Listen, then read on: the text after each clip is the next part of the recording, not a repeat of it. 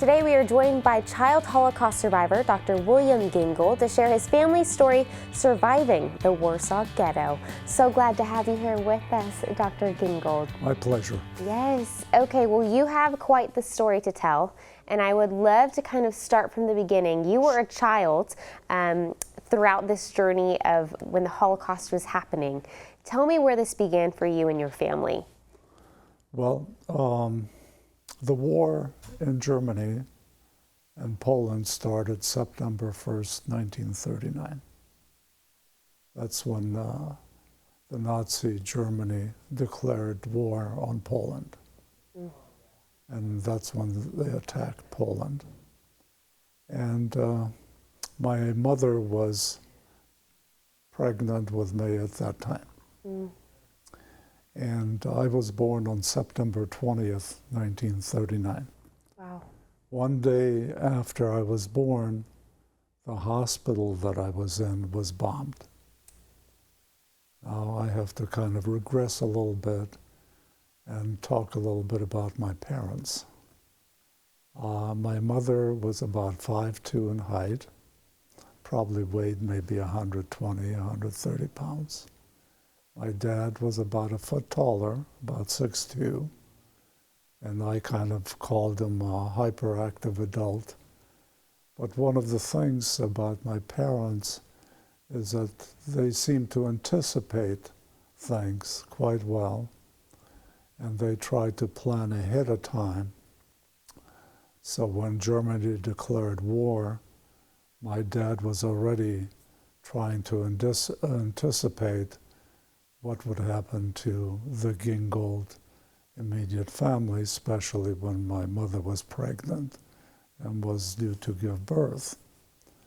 So as soon as the birth was given, my dad came to the hospital and took us out of the hospital immediately, which is a tough situation, even in the best of times. And one day after my mom and I were out of the hospital was bombed.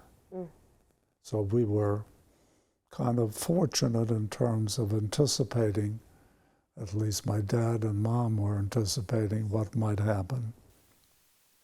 So as soon as we were out of the hospital, the goal was to get out of Warsaw because Warsaw was being bombed. And just a little bit about Warsaw.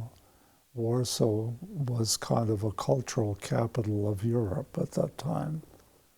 It had a population of about 1.23 million people.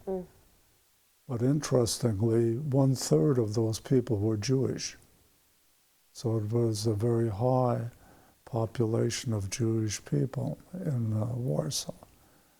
But the whole intent, once the war started, was for the people, both Jewish as well as the Polish people, to get out of Warsaw because Warsaw was being bombed. So the only way to move was to go east, which was towards Russia.